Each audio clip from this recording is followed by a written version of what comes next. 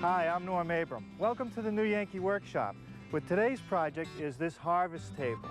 It's made out of cherry and it'll easily seat 8 when the leaves are up. Now the inspiration for this piece came from a visit to the Shaker Museum in Old Chatham, New York. That's coming up next, right here on the new Yankee Workshop. The new Yankee Workshop features the craftsmanship of Norm Abram. Boy, I think you're going to enjoy this visit. We're at the Shaker Museum in Old Chatham, New York. That's about 2.5 hours from New York City and about 3 hours from Boston.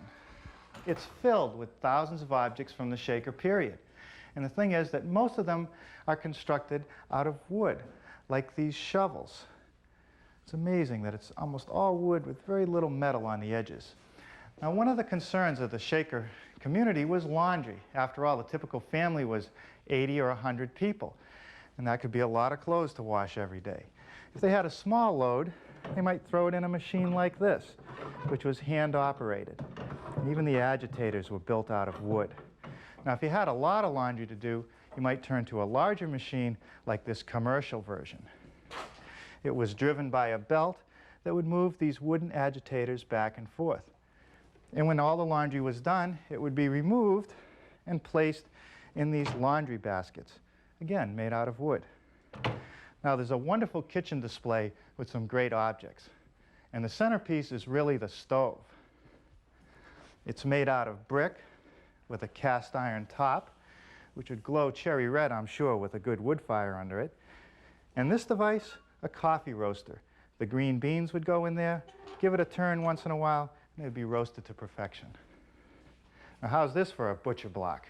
Supported by 3 legs, about 10 inches thick and over a yard across, cut from a single piece of a sycamore tree, I've been told.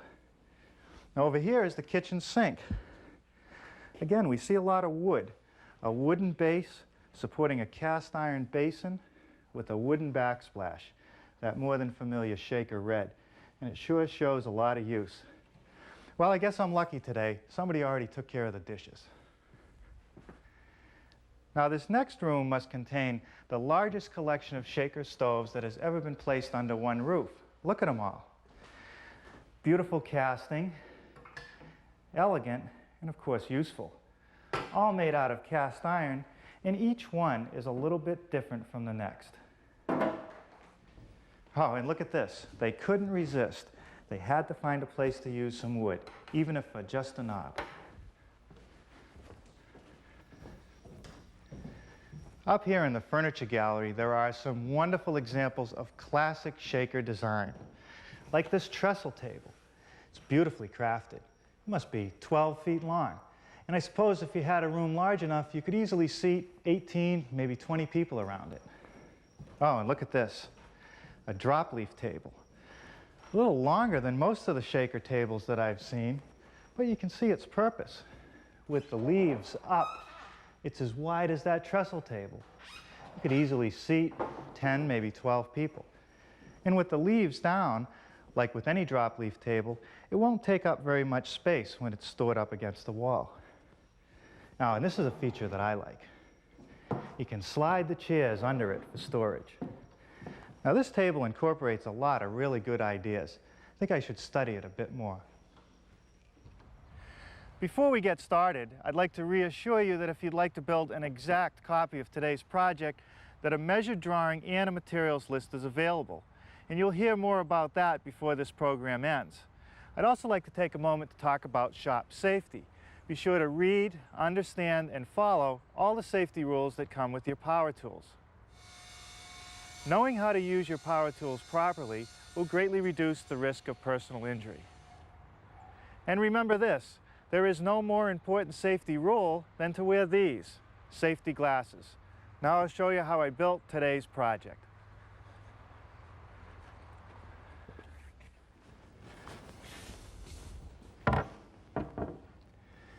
When it came time to design our version of the harvest table, I had to take several things into consideration. One was that I wanted it to comfortably seat 6 to 8 people. So what you're seeing here is a table that's about 39 inches wide and 72 inches long.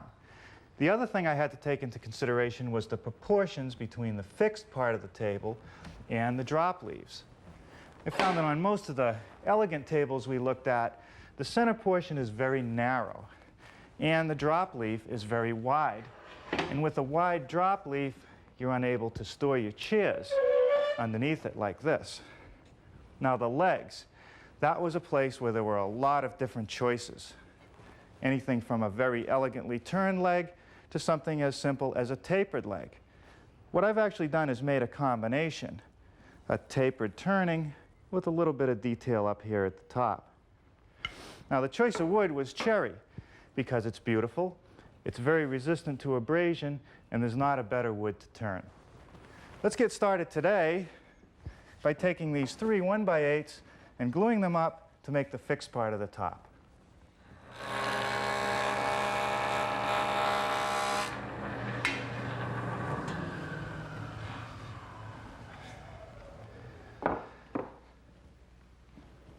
Okay, that's what it should look like.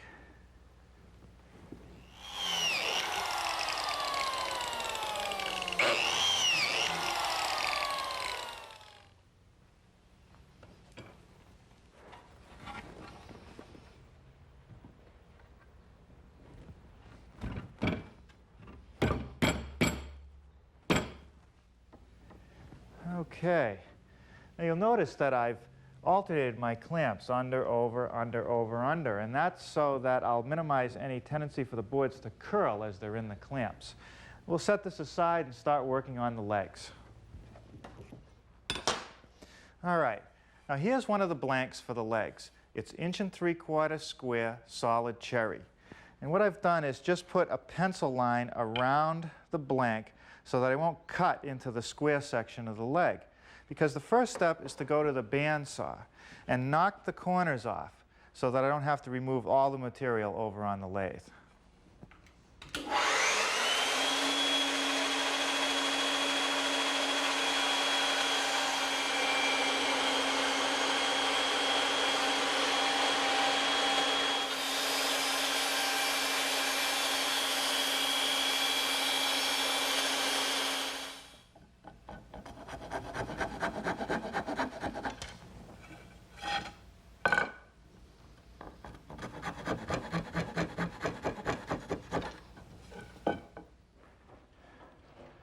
Now I've installed the blank in the lathe, and the first thing I want to do is rough out the blank.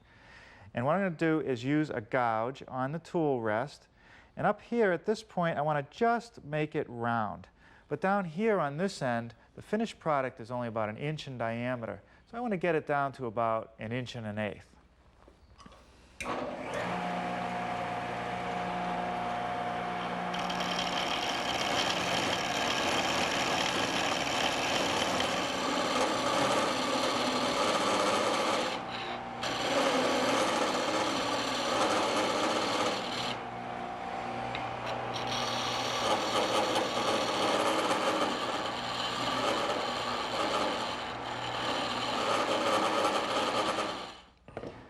Now to make sure that all 4 legs come out exactly the same, I'm going to turn to my lathe duplicator. And all it really is a template up here that I made out of hardboard, and it's a cross-section of the leg. Here's the straight part, there's the little bead, and then a taper from here down to the other end. Now the tool that does the work is this tool that rides on a flat surface, and on the upper portion there's a follower, which goes against the template, and down here a cutter that actually does the work. Now I've installed a triangular cutter, and I'm going to use that to cut the details first.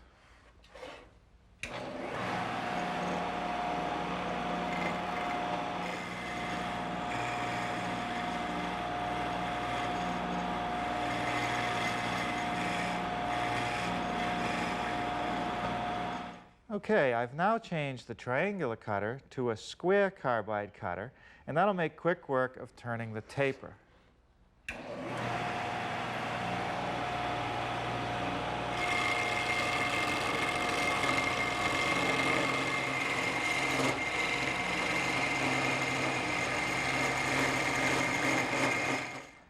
Now Now with the blank still in the lathe, it's a snap to do the sanding. I'll start out with a coarse 80 grit paper and finish up with about a 180 grit paper. I'm also going to speed the lathe up a little bit.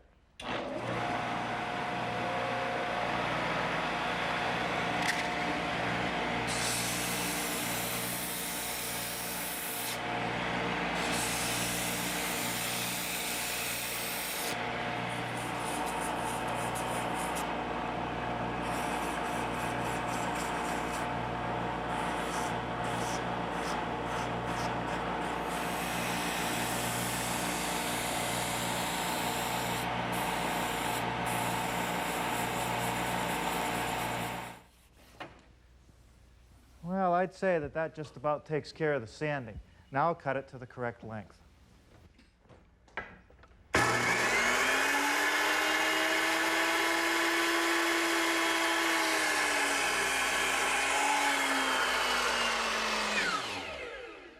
Now the rails at the table are joined to the legs by means of mortise and tenon joinery. Each leg needs 2 mortises. It's 3/8 of an inch wide, 4 1/4 inches long, and 1 inch deep, and they're on adjacent sides of the leg. Now to make the mortise, I'm using my drill press, which has been outfitted with this mortising attachment. It's nothing more than a drill slipped down through the inside of a square chisel. The drill removes most of the material, and the chisel squares it up. It's just an easy way of making square holes.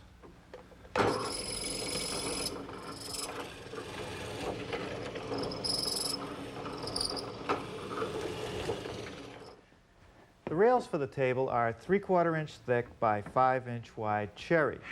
And what I have to do is put a tenon on each end of the rail to fit into the mortises of the legs. So the first thing that I did was attach an extension to my miter gauge. That'll actually make it easier to hold the long pieces. Then I attached a stop block, which is 1 inch from the outside of the blade, the length of my tenon. The first cut is the shoulder cut on the face of each side of the board, and it's 3/16 of an inch deep.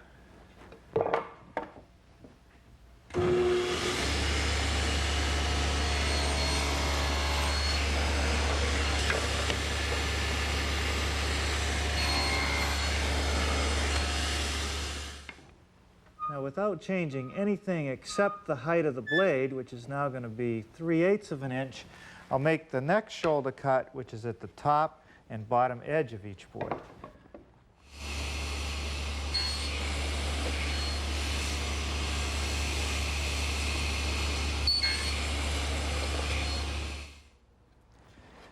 The next step is to make these cheek cuts along the sides of the tenon.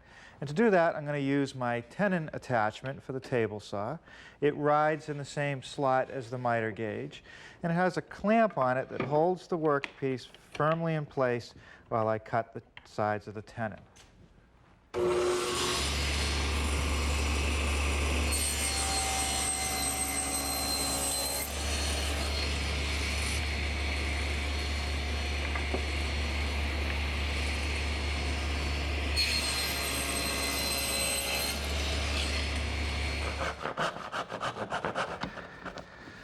Now I'm just using this little dovetailing saw to cut the top and bottom of each tenon. Let's take a look up underneath our prototype. In the center, between the 2 long rails, is this cross piece. It's made out of pine, and it actually adds some extra support to the table and gives me another place for some blocks to fasten the top. The pine board is let into the rails into a dado, and that's what I want to cut next.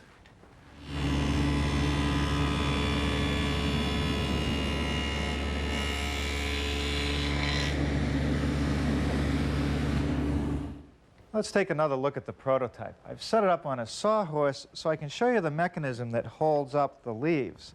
There's a couple little wooden spinners, one back here and one over here, because this is a relatively long table. And we'll start working on those next. Now here are the 2 side rails clamped together, and I've laid out the spinners.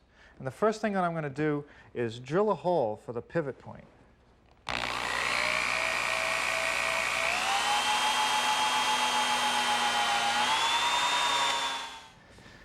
The next thing to do is to cut along the bottom of the spinner. And I found that the best way to do it is to put the board firmly against the rip fence, and I'll hold it in place, keeping my hand far away from the layout lines.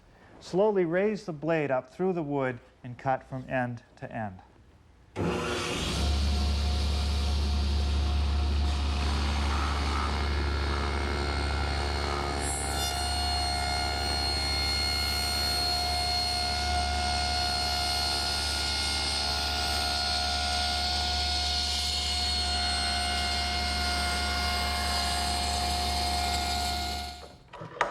Now I'll finish cutting out my spinner, making the angled cuts with my little dovetailing saw.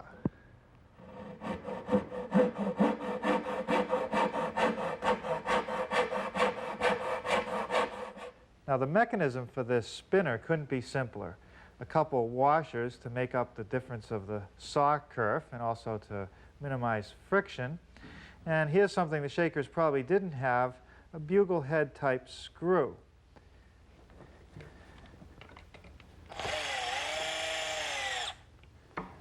That's all there is to it. All right, now we're ready for a little bit of assembly. Some glue on the mortise and tenon joint, and I can slip that together.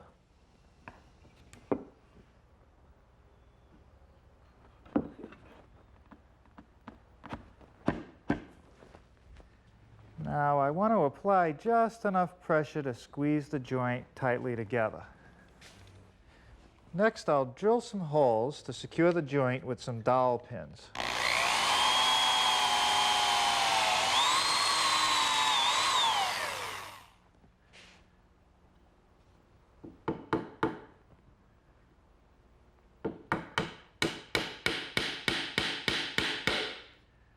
That's not going anywhere.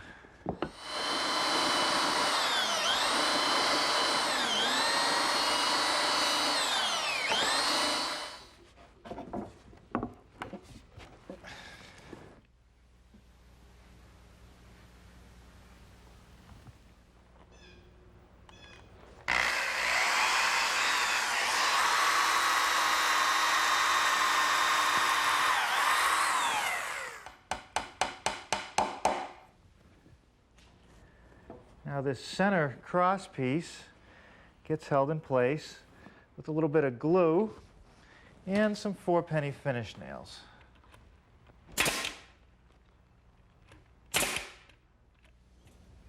Now these pine corner blocks will add some strength to the frame and give me a place to fasten the top.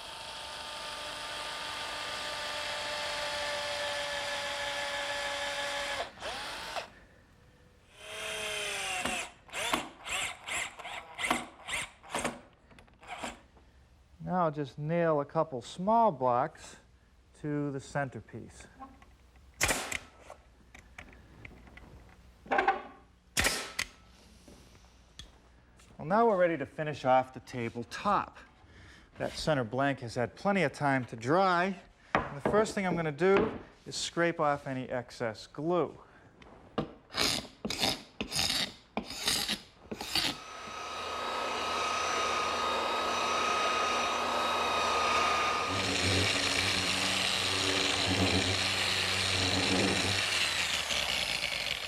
Boy, I don't know how we lived without one of these for so long. They've had sanders like this in the auto body business for years, run by Air, random orbit sanders, which give you a perfectly smooth, swirl-free finish.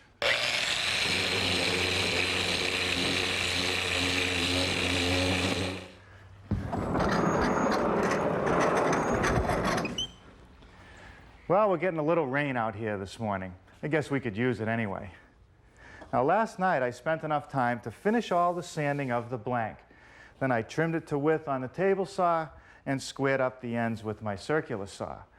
And I want to get started today by making this joint right here. It's called a rule joint.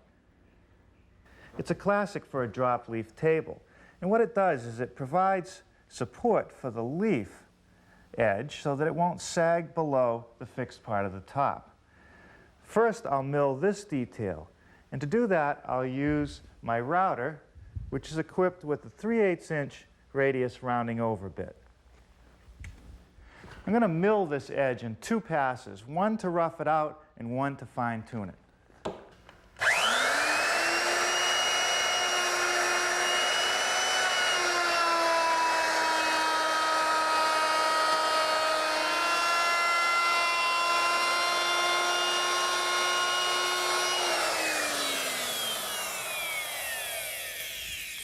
Let's look again at our prototype.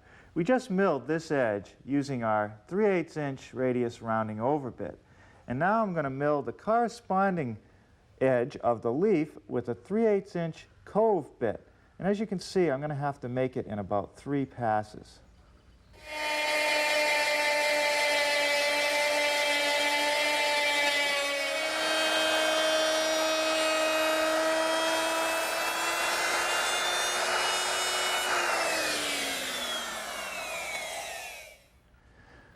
Now I'm ready to mortise for the drop leaf hinges. It's a special hinge. It has a short leaf which attaches to the fixed part of the table and a longer one that goes on the drop leaf portion.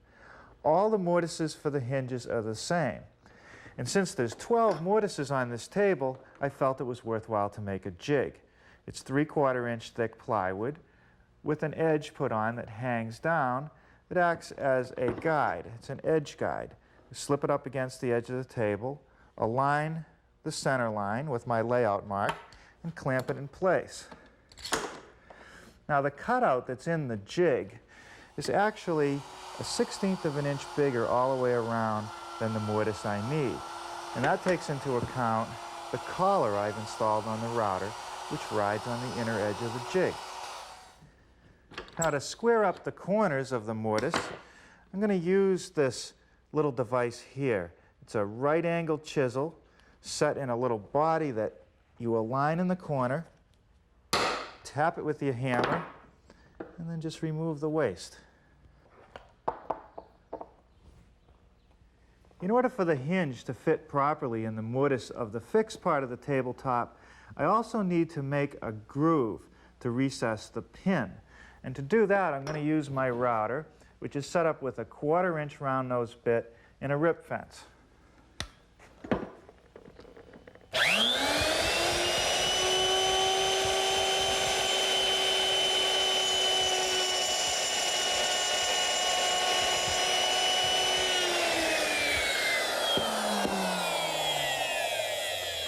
And you see, I want to have a little material remaining here so that I don't see that cutout from the edge.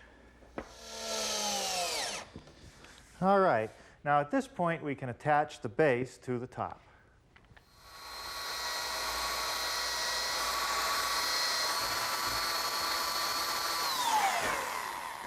Now these are the holes for the screws that'll hold down the tabletop. Notice that I've elongated them so the top can expand and contract freely.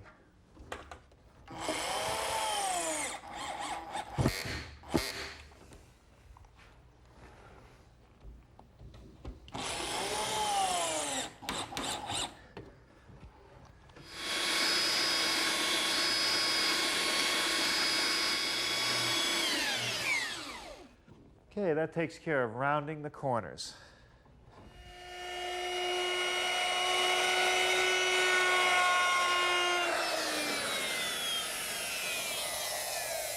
Now the final woodworking step is to round over the top edge of the tabletop, and I'm using my 1/4 inch radius rounding over bit. Now this is the first step in the finishing of our harvest table. And you notice that I flipped it upside down, and that's so that I can apply the finish to all surfaces. I want the wood to be equally protected and to absorb any moisture or dry out evenly, and that way I won't get any warping. Now what I'm putting on is actually a Danish oil, and I've tinted it slightly with a little bit of wild cherry stain. Put a nice even coat on, let it soak in, and in a little while I'll wipe it down with a rag. I can control my final color by the amount of stain that I put in the oil and also how long I let it sit on the wood. The main idea here is just to rub it in so it's nice and even and get rid of any excess.